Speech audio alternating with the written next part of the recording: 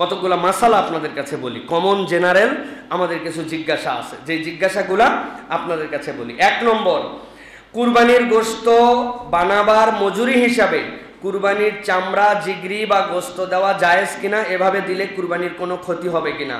প্রিয় ভাইরা, ভালো করে জেনে রাখেন, কুরবানি যেটা আমরা দেই, এই কুরবানির সময় আমাদের নিজেরা পারি না, আমাদের গ্রাম থেকে বিভিন্ন জায়গা থেকে আমাদের কিছু মানুষ অ্যাসিস্ট করার জন্য আসে, যারা আমাদের চামড়া ছিলানো, কাটা এইগুলোতে সহযোগিতা করে।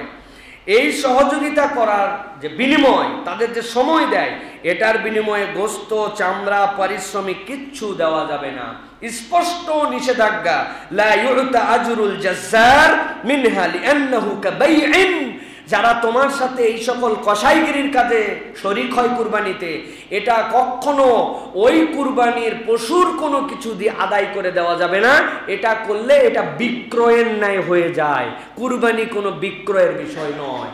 অতএব আপনি দিবেন, আপনার আলাদা ফান্ড থেকে সহযোগিতা করবেন, আলাদা জায়গা থেকে তার মজুরি দিবেন, হাদিয়া হিসাবে সব হিসাব কমপ্লিট। ওর আর কোনো চাহিদা আপনার কাছে নাই।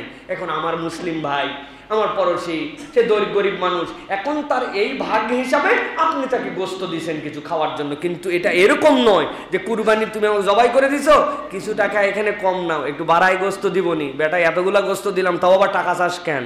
এটা যদি মনের মধ্যে থাকে, আপনার কাম হয়েছে। কিন্তু এই জন্য মেহেরবানি করে এই যে আপনার যে কুরবানির পশু, এটার মাত্র 2-4-5 হাজার টাকা, 1-2 হাজার টাকার জন্য এটাকে আপনি এলোমেলো করে ফেলেন না। খবরদার, পশুর চামড়া, পশুর কোনো কিছু দিয়ে আপনি বিনিময় দিবেন না। আর চামড়া নিজে ব্যবহার করলে দাবাগাত করে আপনি করতে পারবেন। কুরবানির পশুর চামড়া আপনি দাবাগাত করছেন, করে আপনি জুতা বানাইছেন, স্যান্ডেল বানাইছেন, বাড়িতে বিছাইছেন, কিন্তু যদি এটা বেচে দেন বা দিয়ে দেন, এটা পুরোটাই এতিম মিসকিনদের হক, এটা সাদাকার হক। সুতরাং আপনার জাজ্জারকে, আপনার কসাইকে, আপনার সহযোগীকে আপনি এই ফান্ডের থেকেও দিতে পারবেন না। এটা হচ্ছে গরিব মিসকিনের ভাগ। আশা করি আপনাদের উত্তর পেয়েছেন।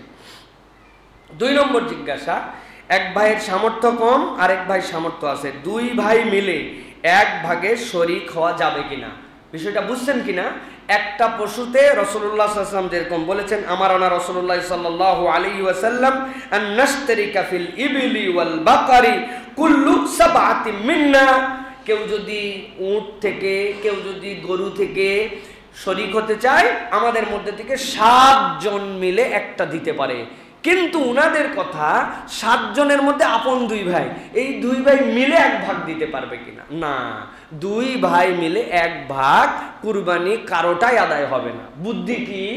আপনি তো আপনার ভাইকে শরিক করতে যাচ্ছেন, যে আমার সামর্থ্য নাই, তোমার সামর্থ্য আছে। ভাই, তোর কতটুক সামর্থ্য আছে? সে ফর এক্সাম্পল, একটা ভাগের দাম 7,000 টাকা, 70,000 টাকা একটা গরু কিনছেন, 7,000 টাকা। তোর কয় টাকা আছে? আমার ভাই 2,000 টাকা আছে বা 3,000 টাকা আছে। কত লাগে? আরো 4,000 টাকা লাগে। শোন, এই 4,000 টাকা আমি তোকে দিয়ে দিলাম, হাদিয়া করে দিলেন, ও মালিক হয়ে গেল। এবার ও শরিক হলো ভাগের মধ্যে, আলাদা একটা ভাগ নিয়ে, তাহলেই এটা সমাধান হলো। কিন্তু তুমি 3.5, আমি 3.5 দিয়ে 2 মিলে 1, আপনাদের 2 জনের কারোই কুরবানি হয় নাই। এটা শরীয়তের নিয়মের মধ্যে নাই। অতএব এইটা আমাদেরকে সতর্ক হতে হবে, 2 জন মিলে এক ভাগে দেওয়া যাবে না। তার সামর্থ্য নাই, দেওয়ারই দরকার নাই। ভাই, আমি সামর্থ্য দিচ্ছি, আল্লাহ তৌফিক দিন, আর তুই আমার ভাই, আমি তোর খাওয়ার জন্য কুরবানির দিনে যেন উৎসবে সামিল হতে পারিস, তার জন্য আমি তোর খাবার পৌঁছাই দেব। কিন্তু 2 জন মিলে দিয়ে এটাকে বাতিল করার আমাদের, বা এটা আদায় করার কোনো সুযোগ আমাদের মধ্যে নাই। 3 নম্বর, সম্প্রতি আমরা দেখেছি সিলেট সহ বিভিন্ন জায়গায় বান এবং যে ঝড় গিয়েছে, তাতে দুর্যোগ দেখা দিয়েছে। আমার কথা হচ্ছে, জাকাতের টাকা ত্রাণে দেওয়া যাবে কিনা? প্রিয় ভাইরা, খুব সেন্সিটিভ মাসালা। আমরা বিভিন্ন ধরনের প্রাকৃতিক দুর্যোগ, বিপর্যয়, সাম্প্রতিক আমরা দেখেছি বাংলাদেশে একটা বিশাল ঝড় চলে গেল। আমরা হয়তো ঢাকাবাসী অতটা কল্পনা করতে পারি না, কিন্তু তাও কিছু কল্পনা করার কথা। সাম্প্রতিক সময়ে ঢাকা শহরে এত পরিমাণ গাছ ভাঙছে, এটা আমি কখনো দেখি নাই। আপনারা দেখছেন কিনা? এত পরিমাণ গাছ, এত পরিমাণ। আমি ওই রাত্রে একটা জরুরি কাজে বাইরে ছিলাম, আমার গাড়ি ডুবে গেছিল ওই দিন।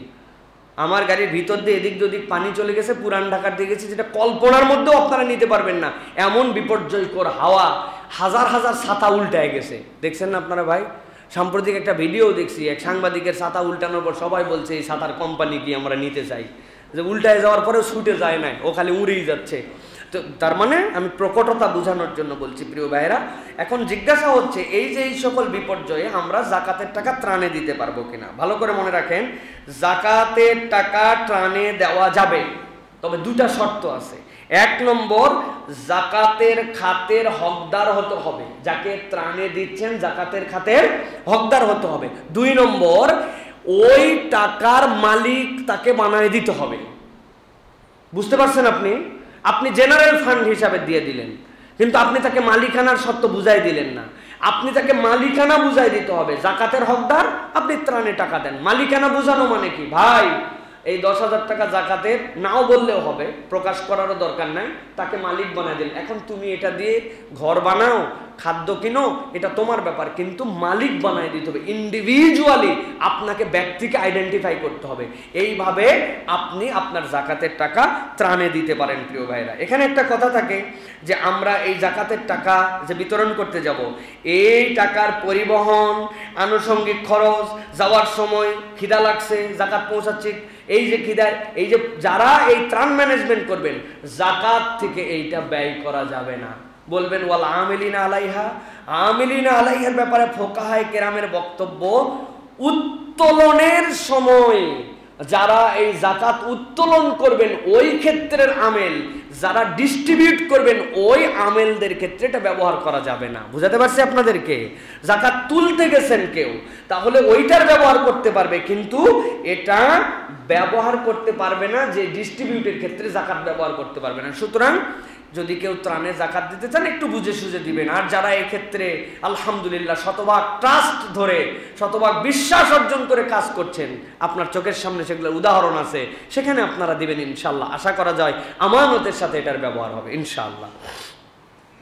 আরেকটা জিজ্ঞাসা, নাবালেগ জবাই করলে বা 15 বছরের নিচে কেউ জবাই করার কারণে কুরবানি হবে কিনা। আরেকটা জিজ্ঞাসা, হুজুর পশুটি স্থানের কারণে কিবলামুখী করে শোয়ানো যায়নি এবং শক্তিশালী হওয়ার কারণে অনেক কৌশলে কিবলামুখী করার পরে পশুটি ঘুরে গেছে, এমত অবস্থায় জবাইও হয়ে গেছে, এখন এই জবাই জায়েজ হবে কিনা।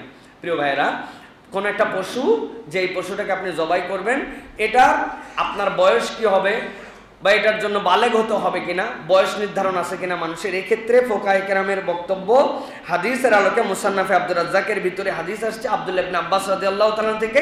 তিনি বলছেন, বালেগ হোক, নাবালেগ হোক, পুরুষ হোক, নারী হোক, সে যদি আকেল হয় আর সে যদি মুসলিম হয়, জবাই করলেই আল্লাহর নামে ওইটা জায়েজ হয়ে যাবে। সুবহানাল্লাহ। জবাইয়ের জন্য কোনো বয়স নাই, মুসলিম হতে হবে, আকেল হতে হবে, তাহলে সে জবাই বুঝলেই জবাই হয়ে গেল, আল্লাহর নামে জবাই হলে হয়ে যাবে। দ্বিতীয় কথা হচ্ছে কিবলামুখী, কোন পশুকে কিবলামুখী করে জবেহ করা এটা মাসনুন সুন্নাহ ভালো, কিন্তু কিবলামুখী হয় নাই অথবা সবাই মিলে ধরছিল, ধাক্কা দিয়ে বাঁকা হয়ে গেছে, এতে আপনার জবাইয়ের কোনো ক্ষতি হবে না। আপনার পরিবেশ নাই, যে কোনো দিকে ফেলে জবাই করে দিলেও আপনার জবাই হয়ে যাবে। মনে রাখবেন, জবেহের জন্য আল্লাহর নামে জবেহ করা শর্ত, কিবলামুখী করা শর্ত নয়। করতে পারলে ভালো, এটা সৌন্দর্য, এটা আদব, এটা মুসলমানরা চেষ্টা করবে, ইচ্ছাকৃতভাবে ত্যাগ করবে না। কিন্তু পারে নাই অথবা নড়ে গেছে, বেশিরভাগ প্রাণী তো নড়ে যায় ভাই, আপনি যেভাবেই ধরেন কঠিন হয়ে যায়। ব্যক্তিগত পর্যায়ে যারা কসাইরা থাকেন আমাদের ভাইয়েরা এই সেক্টরে, তারা জিনিসটা বোঝেন, কিন্তু আমরা তো সবসময় বুঝি না। যেমন আপনারা হয়তো শিখে ফেলছেন অলরেডি কোন জায়গায় জবেহ করলে সবচেয়ে সুন্দর হয়। কসাই ভাইদের সাথে আমি যতটুকু শিখছি, এই দুই কান প্রাণীর টেনে নিয়ে আসতে হয় গলা বরাবর, এই দুই টান সোজা করে টেনে আনার পরে যেই বরাবর হয়, ওই জায়গাটার মধ্যেই হুলকুমের মধ্যে ফাঁকাটা থাকে, এপার আর ওপার, অল্প একটু টান দিলেই জবাই হয়ে যায়। অনেক সময় দুই হাত দিয়ে ফোঁসালেও হয় না। অতএব এটা কৌশলের ব্যাপার, এটা জেনে নেবেন, বুঝে নেবেন। পশুকে কষ্ট দিয়ে কুরবানি করা না জায়েজ। নবী করিম সাল্লাল্লাহু আলাইহি ওয়াসাল্লাম বলছেন, এই পশুকে তুমি মারার আগে আরো কয়েকবার মেরো না, আল্লাহ রাব্বুল আলামিন তোমাকে এই বৈধতা দেন নাই। অতএব জেনে বুঝে সুন্দর করে জবাই করতে হবে। নাবালেগ জবাই করলে জবাই হয়ে যাবে, এদিক ওদিক কিবলামুখ থেকে সরে গেলেও জবাই আদায় হয়ে যাবে ইনশাআল্লাহ। কুরবানির গোশত হিন্দুদেরকে দেওয়া যাবে কিনা। আমার আব্বা নিয়ত করছেন কুরবানির অতিরিক্ত একটা ছাগল, যেই ছাগলে আমার এলাকায় অনেক হিন্দু, তাদেরকে এখান থেকে গোশত দিবেন। বিষয়টি জায়েজ কিনা জানিয়ে বাধিত করবেন। প্রিয় ভাইয়েরা, ইমদাদুল আহকাম সহ যতগুলি ফতোয়ার গ্রন্থ আছে, সেই গ্রন্থ অনুযায়ী আমাদের কুরবানির যে গোশ, এই গোশ আমাদের অমুসলিমদেরকে, অন্য ধর্মাবলম্বীকে দেওয়া জায়েজ আছে, না জায়েজ নয়। ইভেন তারা যদি গরুর গোশত খেতে চায়, আমরা গরুর গোশতও তাদেরকে দিতে পারবো, এতে কোনো সমস্যা নেই। কেননা সনাতন ধর্মে গরুর গোশত খাওয়া নিষেধ, শাস্ত্রীয়ভাবে কোথাও নাই, এটা তাদের মুখে মুখে বানানো একটা বিধান। সুতরাং যেই হিন্দুরা গরুর গোশত খেতে চায়, অথবা তাদেরকে বলতে হবে এই গোশ অনেক টেস্ট, জীবনে একবার অন্তত খাইয়ে দেখ, তো ধর্মে যেটা নাই, যদি তারা রাজি হন তাহলে আপনি দিতে পারবেন। কিন্তু এখানে একটা কথা, আপনার আব্বা যদি কোনো প্রাণীকে আবার কুরবানি করতেছেন হিন্দুদেরকে খাওয়ানোর জন্য, এটা আপনার জন্য সমীচীন হবে না। হ্যাঁ, আপনার পশু জবে করা হয়েছে, কোনো হিন্দু যদি নিতে চায়, অথবা তিনি গরিব দুস্থ অনেক আছে ভাই, পুরা বছরে 1 কেজি ছাগলের গোশত কিনে খেতে পারে নাই, তারা মুসলমানদের আমাদের কাছেই বলে রাখে। আমার অনেকগুলো রিক্সাওয়ালা আছে যে হুজুর খেয়াল রাখেন, কিন্তু গত বছর দিয়েছিলেন ওইটাই একটু পরিমাণ নিয়ে খাইছিলাম ছাগলের গোশত, একটু দিয়েন, এরকম অনেক লোক আছে। সুতরাং এটা আপনি দিতে পারবেন, কিন্তু আপনি কুরবানি করতেছেন আল্লাহর জন্য, আগেই নিয়ত করছেন হিন্দুদের খাওয়াবো, এটা হলো না তো ভাই। সুতরাং বাড়াবাড়ি করা যাবে না, ছাড়াছাড়িও করা যাবে না। আল্লাহ আমাদেরকে বোঝার তৌফিক দান করেন। প্রিয় ভাইরা, কেনার পরে গরুতে ত্রুটি দেখা দিয়েছে, দেখেছি যে গরুর চোখটি অন্ধ, এক্ষেত্রে করণীয় কি? চমৎকার। গরু যেটা কিনবেন, কেনার ক্ষেত্রে আপনাকে সিনসিয়ার হতে হবে। লেজ কাটা, কান কাটা, অন্ধ, যেটা বিকলাঙ্গ, প্রতিবন্ধী, পা ভাঙ্গা, এগুলা কুরবানি না। কুরবানির পশুটা সবচেয়ে সুন্দর হবে, অবয়বভাবে সুন্দর হবে, এটা দেখতে সুন্দর হবে, কিন্তু বুঝতে পারেন নাই, কেনার পর দেখছেন অন্ধ। মাসালা দুইটা, যেই লোকটা কেনার পরে তার নতুন করে কেনার সামর্থ্য নাই, মানে সে গরিব, তার লেভেল এই পর্যন্তই, তাহলে সেই ব্যক্তির এটা দিয়েই কুরবানি করলে কুরবানি আদায় হয়ে যাবে। কিন্তু আল্লাহ অঢেল সম্পদ দিছেন, টাকা পয়সাওয়ালা, তার জন্য এই কুরবানি বিক্রি করে দিয়ে, এই পশু বিক্রি করে দিয়ে নতুন একটি কুরবানি তার জন্য কেনা জরুরি। তিনি একটা বিশুদ্ধ ওই সময়ের মধ্যে হলে কিনে এই প্রাণীকে কুরবানি দিবেন। আল্লাহ আমাদেরকে বোঝার তৌফিক দান করেন।